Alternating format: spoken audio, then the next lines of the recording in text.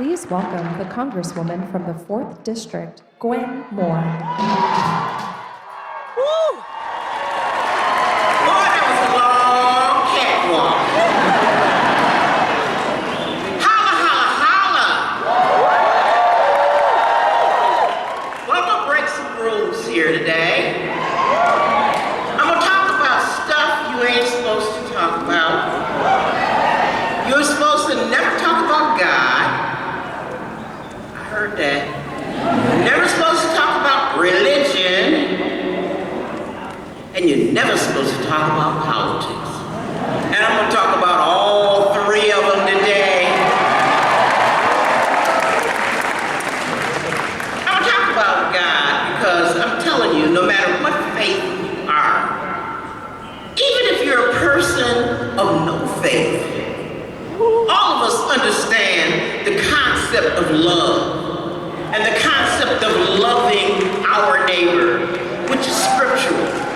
I just went to church, but I still got my church clothes on. Didn't get a chance to change for the Packer game this afternoon. But you know, the minister talked about a commandment of the Lord to love thy neighbor.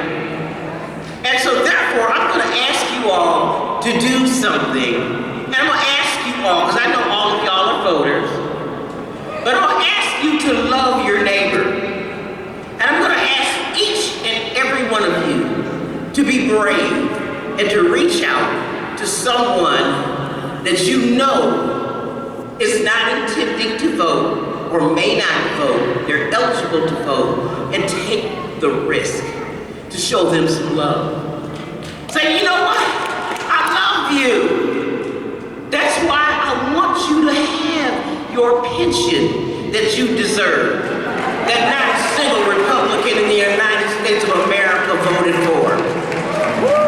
I love you, which is why I want your kids to have a decent education. And it's going to dismantle the Department of Education. I love you, my brother. I love you, my sister, which is why I want you to have health care. And this guy coming on the stage here today,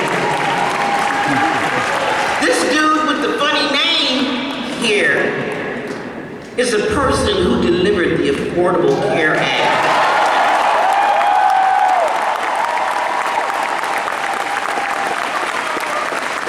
You know, to quote President Biden, now President Biden, that was a big deal. And so, and let me just say that I love you so much that I want your kids who are under the age of 26 to benefit from the provision that Tammy Baldwin put in that bill to allow her kids to stay on their health care. Till they're 26. And while they're struggling with jobs, waiting tables, and trying to get through school, they can stay healthy. I love you enough to ask you to do that. And this guy that's coming up here later on, I know you didn't come here to see me, although while you're there at the polls, you may as well just go on and vote for me while you're there.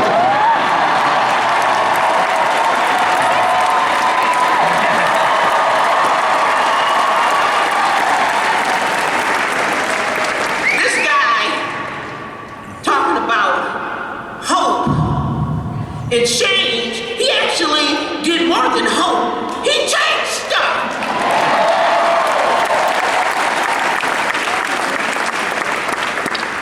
I want to talk about politics a little bit here before I head off the stage. I promise not to be long as the two other speakers who had y'all all fired up, but I'm going to talk about politics a little bit. You're going to be talking to people who are maybe Republicans, maybe have no affiliation whatsoever, but I want you to talk to them about the difference in politics. You have to think about people who are going to put people over politics and not power over politics.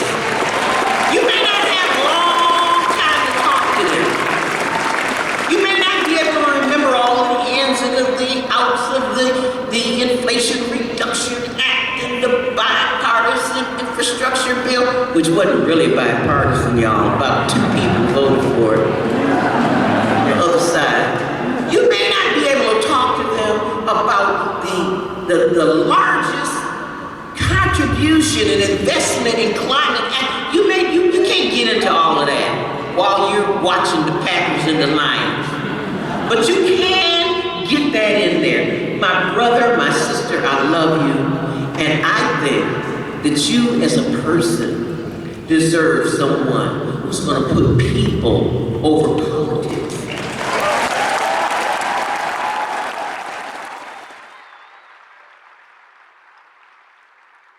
And you know what? I'm going to tell you something. I'm going to get off the stage because I know you want to see somebody to get up here. It's going to talk about hope. But let me tell you something.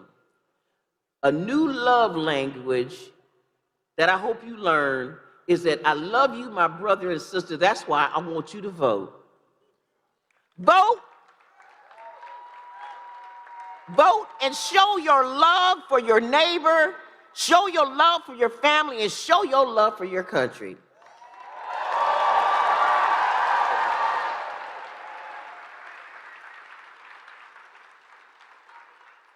I love y'all. I love you so much. It's been such an honor to represent you all. And I can tell you, I can guarantee you, if you give us a chance, the Democrats, if you give us a chance, we're going to deliver to you what we've delivered before, like that child tax credit that took half the kids in our community out of poverty. We promise you to help with the rent being too damn high. We promise you that we are going to keep Obamacare intact. Because Mike Johnson has already said he's going to get rid of taking care of all you people out there with the pre-existing conditions. And I know I ain't the only one with pre-existing conditions. So I just want to thank you for listening to me. I'm going to get off the stage, and you got one job, and that's a black job, that's a white job.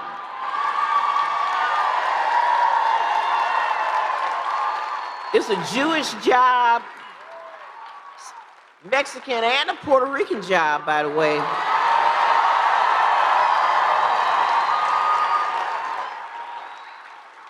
There are one job, and that's to have some courage and talk to that person who will not go unless you make that intervention. And we will win. That's all I want you to do.